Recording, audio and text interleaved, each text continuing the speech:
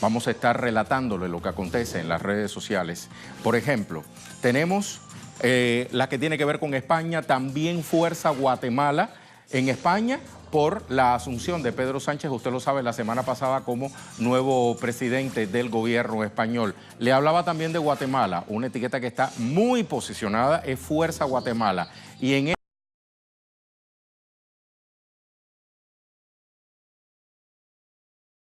marcha, ¿de qué va esta etiqueta? Tiene que ver con México. En ese contexto también se lo contamos. Acompáñenos.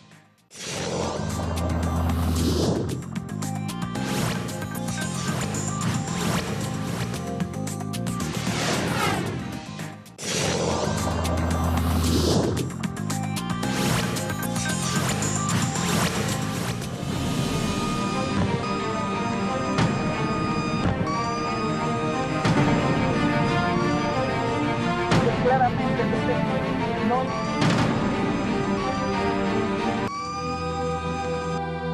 Todos nos quedamos afuera sin ropa, sin nada.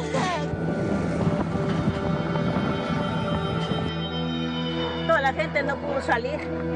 Yo digo que se quedaron encerradas. Apoye que no se acerque a este lugar si no es necesario porque es un lugar altamente peligroso. Se han establecido cordones de seguridad con la finalidad. Un muy triste panorama el que está viviendo el pueblo guatemalteco. Momentos de incertidumbre tras la reciente erupción del volcán de fuego que ha cobrado la vida de numerosas personas, entre ellas niños. Las autoridades realizan labores de evacuación. El presidente del país, Jimmy Morales, declaró 3 días de duelo por las pérdidas humanas. Vamos a ver qué han publicado los principales medios en formato digital. Y vamos a comenzar con Prensa Libre, que está actualizando constantemente. Incrementa 56 la cifra preliminar de muertos por la erupción del volcán de fuego. La Coordinadora Nacional para la Reducción de Desastres elevó el domingo a 25, pero ya vemos que hay 56. Información de último minuto. En Washington, D.C., el canciller Jorge Arreaza está ofreciendo declaraciones. Sean todas y todos bienvenidos a la rueda de prensa ofrecida por el ciudadano canciller de la República Bolivariana de Venezuela, Jorge Arreaza.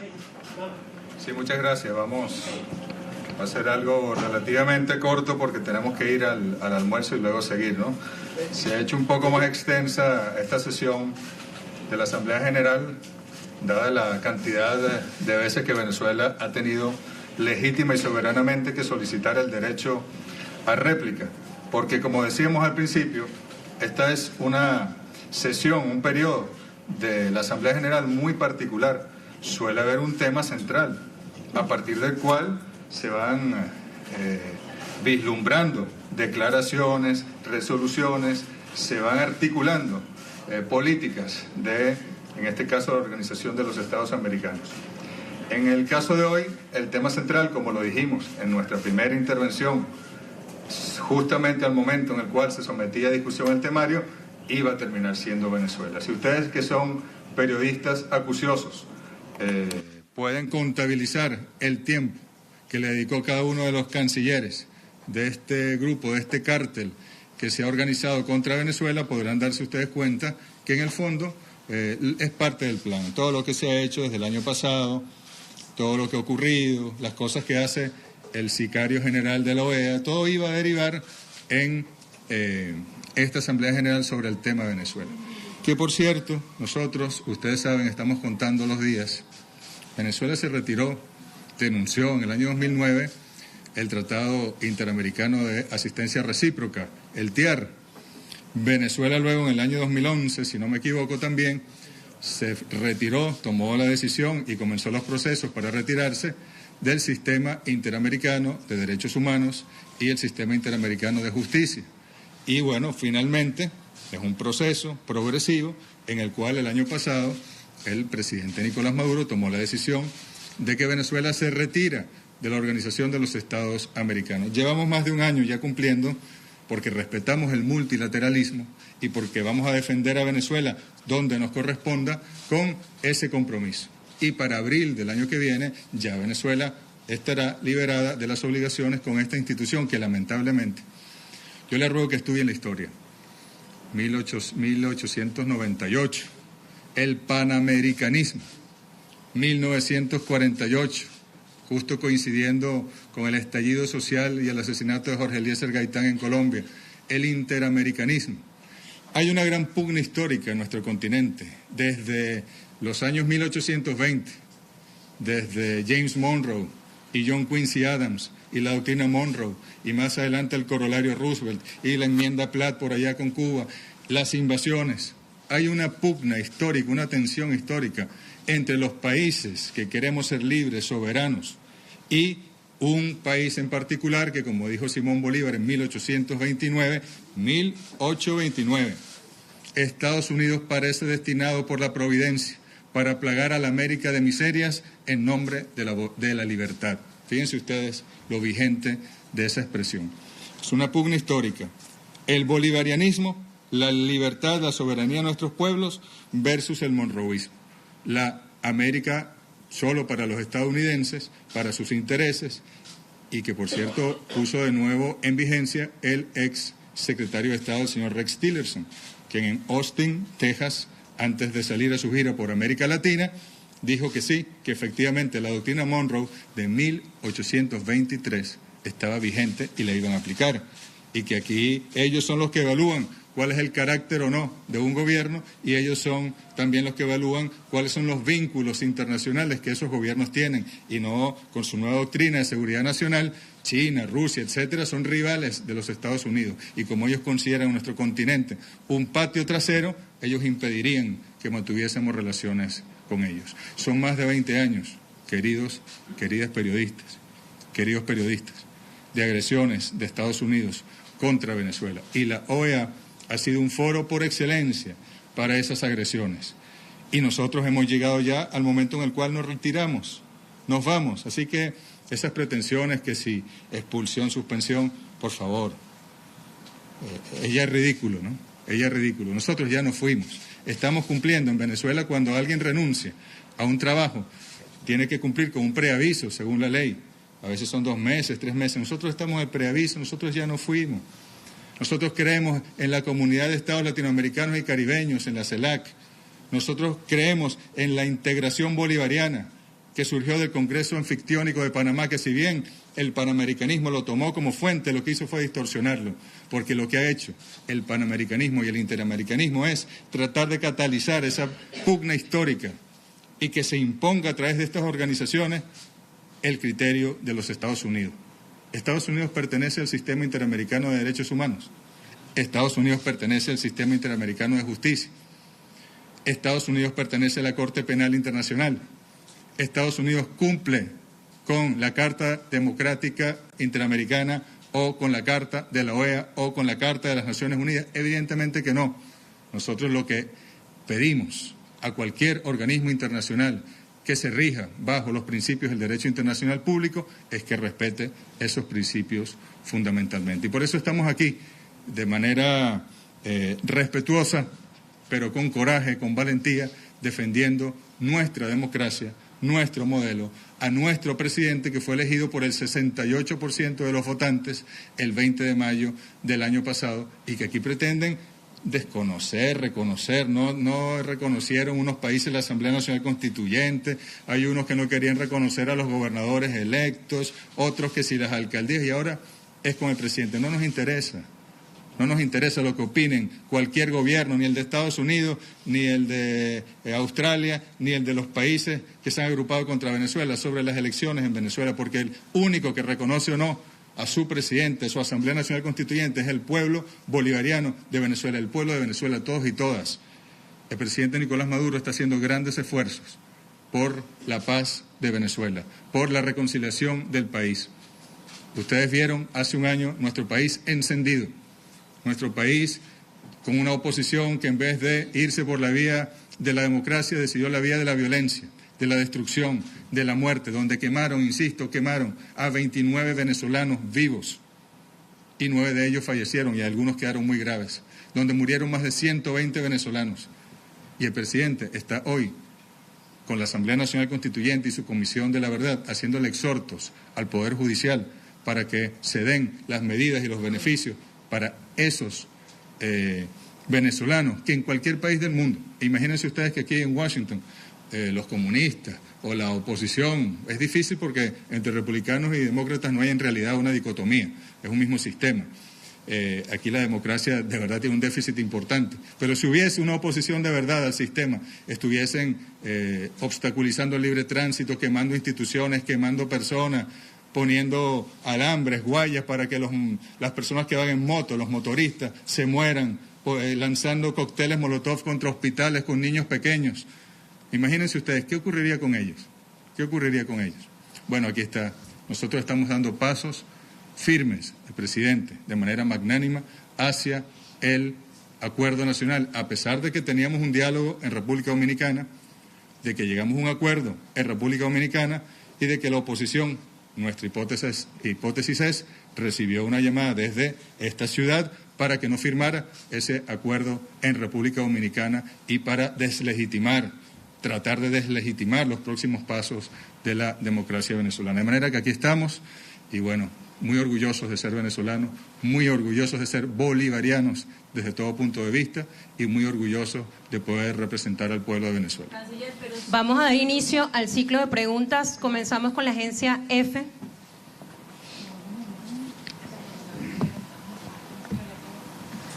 Hola, muchas gracias. Quería saber si cree que el gobierno de Ortega en Nicaragua está reprimiendo a los manifestantes como están denunciando algunas organizaciones y si Venezuela va a apoyar la declaración que se ha llevado a la Asamblea en apoyo al pueblo de Nicaragua. Gracias.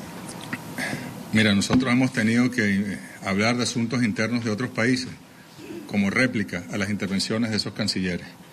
Nosotros creemos en la democracia nicaragüense, creemos en el presidente Daniel Ortega y en sus esfuerzos para el diálogo nacional. Y lo que sí te puedo decir es que nos parece un formato casi idéntico, hasta un violinista apareció por allí, al que se le aplicó a Venezuela hace un año.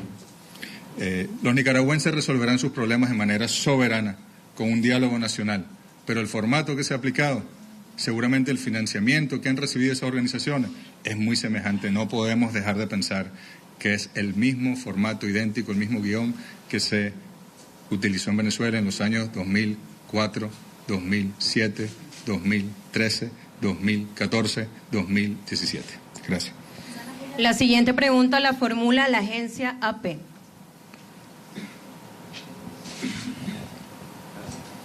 Gracias. Buenas tardes, ministro. Gracias por la oportunidad. Soy Luis Alonso. Quería preguntarle sobre el punto específico de la solicitud de suspensión de Venezuela aquí en la OEA que Estados Unidos está impulsando y otros países. Esta resolución que varios países han presentado tiene 10 puntos. No sé si ya usted la revisó antes de venir para acá. Y en el punto 10 dice aplicar en estricto apego al texto y espíritu de la Carta los mecanismos para la preservación y la defensa de la democracia previstos en su artículo 20 y 21. Salud. Este texto no explícitamente no llama a la suspensión, pero le quería preguntar si, así como está redactado, ustedes lo interpretan como una solicitud directa a la suspensión, que no está la palabra. Y si me permite, ministro, una segunda pregunta. ¿Para Venezuela hay un impacto diferente el hecho de que sea suspendida al hecho que se retire voluntariamente, como ya empezó el proceso en abril del año pasado? ¿Hay una diferencia importante entre irse o que lo vayan? Gracias. Gracias, muy importante. Fíjate, nosotros tomamos la decisión de retirarnos de la OEA porque la mayoría de los países conducidos, dirigidos por Estados Unidos, violan los principios más elementales de la Carta del Tratado Constitutivo de la Organización de los Estados Americanos. El artículo 20 lo puedes leer, el artículo 19 lo puedes leer, el artículo 3 lo puedes leer, léanselo. Y pregúntense ustedes si estos países cumplen con esos artículos fundamentales de los cuales se puede derivar cualquier otro instrumento jurídico.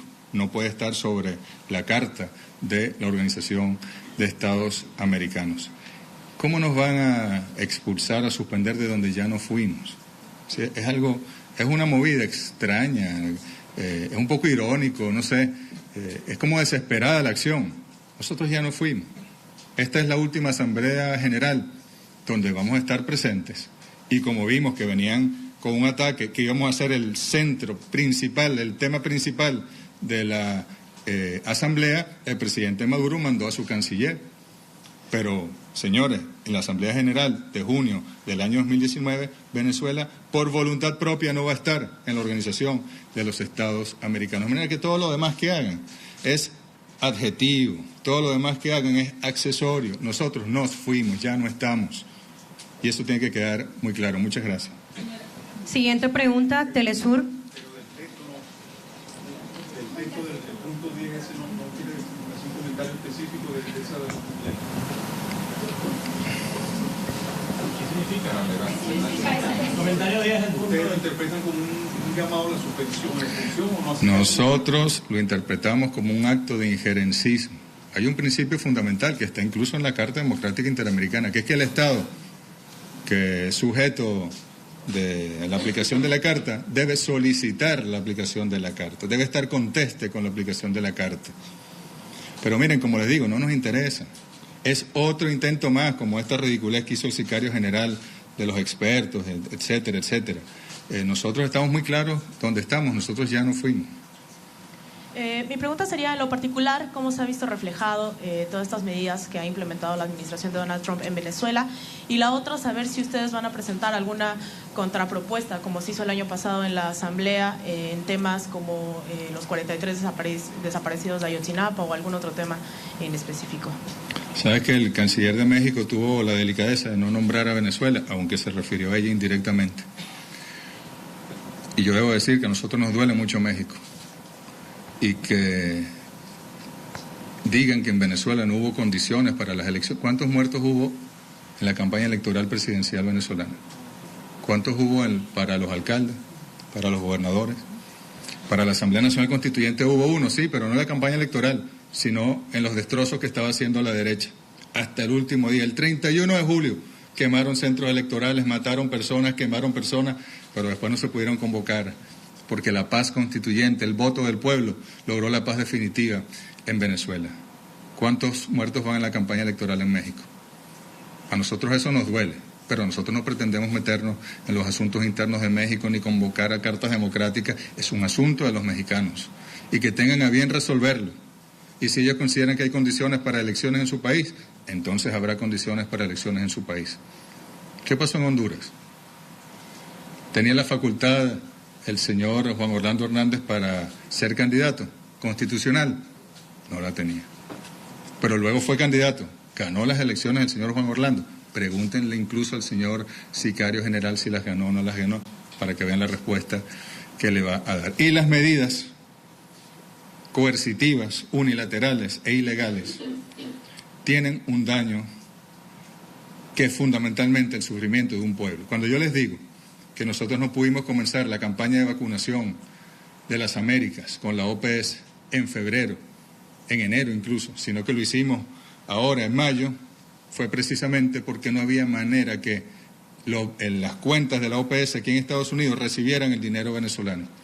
Cuando yo les digo que hay 1.250 millones de dólares de Venezuela bloqueados en una intermediaria financiera que se llama Euroclear en Bruselas, ¿para qué es ese dinero sino para los venezolanos y las venezolanas?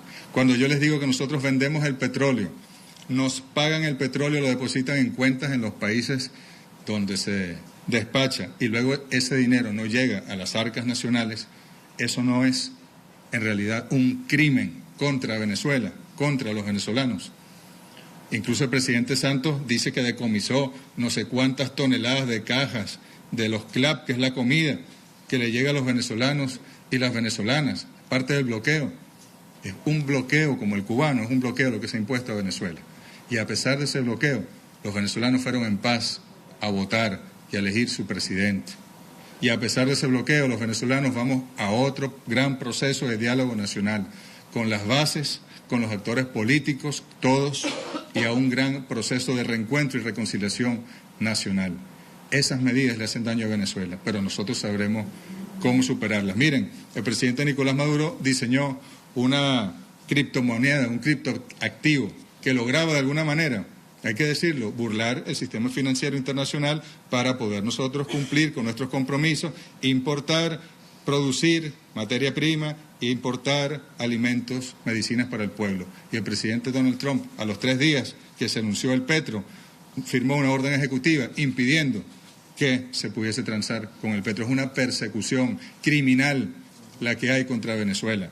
Y las personas y los daños que hay son responsabilidad de los Estados Unidos de América, como lo que han hecho en Cuba, como lo que han hecho en Siria, como lo que han hecho en Irán, y son ellos, lo que pasa es que no, ellos fueron lo suficientemente inteligentes para no adherirse a la Corte Penal Internacional, pero son ellos los que deberían estar ante la Corte Penal Internacional por miles y millones de personas muertas por su responsabilidad. Bueno. Muchísimas gracias a todos por su presencia. Ha culminado la rueda de prensa. Ahí estaba entonces el canciller de la República Bolivariana de Venezuela, Jorge Arreaza, ofreciendo declaraciones en la sede de la OEA ante la prensa tras su réplica presentada por los intentos de Estados Unidos de expulsar al país suramericano de esta organización sin tomar en cuenta el proceso que desde hace ya más de un año, como bien decía el canciller Arreaza, se viene gestando de salida voluntaria de la República Bolivariana de Venezuela de este ente regional.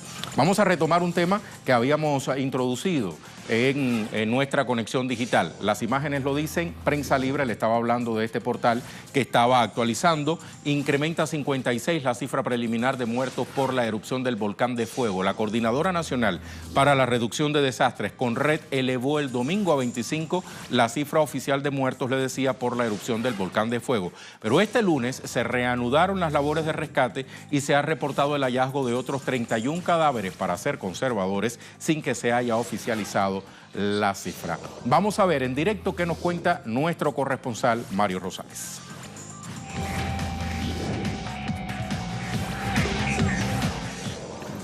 Estamos evacuando en este momento. Hay un desprendimiento del volcán de fuego, hay lava que viene a unos kilómetros y por eso están desalojando a todas las fuerzas de seguridad, a elementos bomberiles y a todos los medios de comunicación, porque viene otro desprendimiento de lajares y lava acá en la aldea del Rodeo. Era uno de los reportes que plantea nuestro compañero Mario Rosales a través de su cuenta en Twitter. En uno más reciente decía que hay un grupo de 10 niños que se están reportando desaparecidos. Vamos a ver otras reacciones internacionales. El presidente de Bolivia, Evo Morales Ayma, a través de su cuenta en Twitter, dice: expresamos nuestra solidaridad con el hermano pueblo de Guatemala y gobierno ante el lamentable saldo de muertos y heridos por la erupción del volcán de fuego. Nuestras condolencias a las familias de las víctimas del siniestro provocado por ese fenómeno natural. También reaccionó el presidente de México, Enrique Peña Nieto. Toda nuestra solidaridad y apoyo al presidente Jimmy Morales y al pueblo guatemalteco por la pérdida de vidas humanas tras la erupción del volcán de fuego. A través de la Secretaría de Gobierno hemos ofrecido asistencia para enfrentar esta contingencia. Lenín Moreno, el presidente de Ecuador, igualmente dice: el hermano pueblo de Guatemala está atravesando una situación devastadora tras la erupción del volcán de fuego. Estamos con ustedes, atentos a lo que necesiten. Cuenten con todo nuestro apoyo, nuestras oraciones y la solidaridad de siempre. Vamos a ver ahora qué plantea la Cruz Roja en Guatemala. Se realiza un censo, dice a través de su cuenta en Twitter: apoyo psicosocial y atención médica en albergues habilitados. Y una de las etiquetas que utiliza es volcán de fuego. La CONRED también nos trae información. ¿Sabías que las temperaturas medias de flujos piroclásticos en volcán de fuego oscilan entre los 900 y 1200 grados centígrados? Instituciones de primera respuesta del sistema CONRED continúan trabajando en la búsqueda y localización de personas afectadas por la erupción. Anexa este video que ha sido tomado más temprano sobre la base del monitoreo aéreo que realiza esta organización, la Coordinadora Nacional para la Reducción de Desastres de Guatemala, Mitigación, Preparación, Respuesta y Recuperación. Un último tuit es de una usuaria, Giselle, que dice: cuánto dolor me da ver a nuestros hermanos guatemaltecos sufriendo. Su dolor es mi dolor. Fuerza Guatemala, El Salvador está con ustedes. El Salvador, otra de las naciones centroamericanas.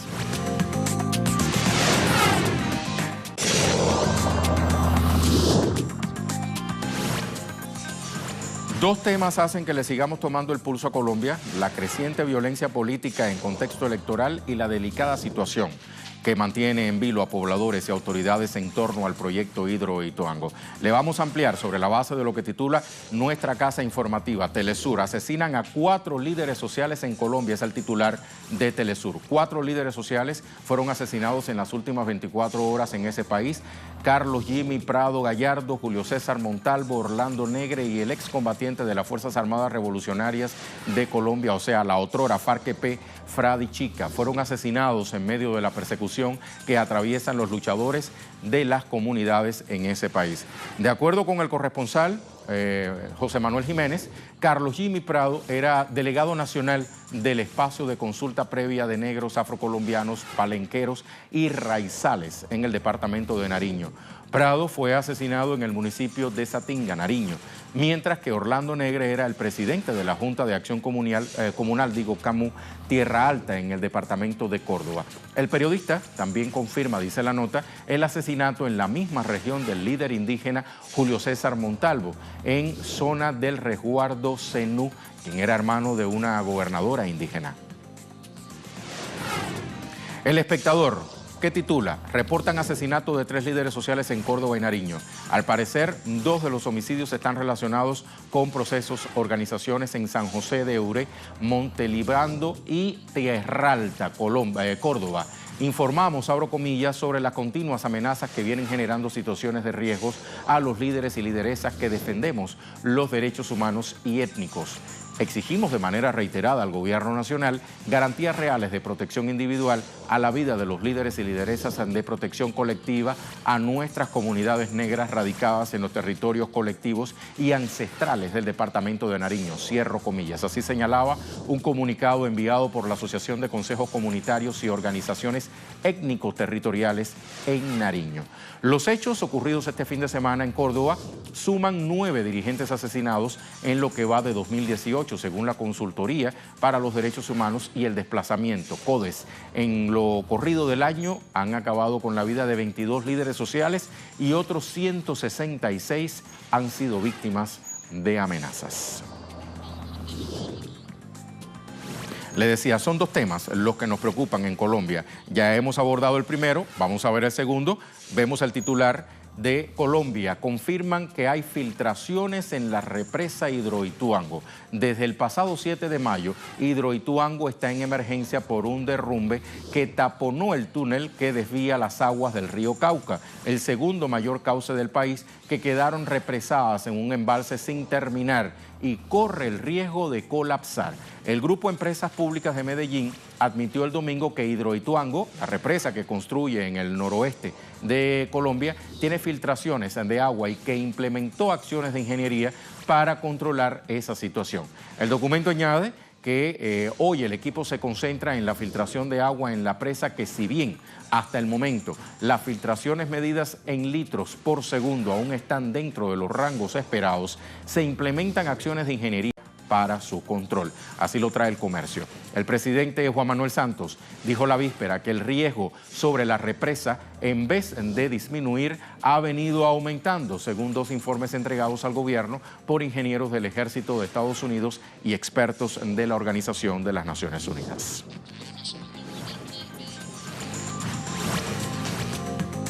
Y bien, con motivo del Mundial de Fútbol Rusia 2018, que inicia el próximo 14 de junio, Telesur invita a seguir las siguientes cuentas para que conozca detalle a detalle cada noticia de este magno evento. En Twitter, por ejemplo, tenemos De la Mano del 10, Golazo Telesur, entre otras. Pero vamos a despedir con un video que ha sido elaborado para esta ocasión. Música muy latinoamericana, pero con sonido futbolístico, con espíritu de fútbol, y va a ser estrenado en su integridad en nuestra edición central a las 19:30 horas de Caracas y La Habana, en nuestra edición central.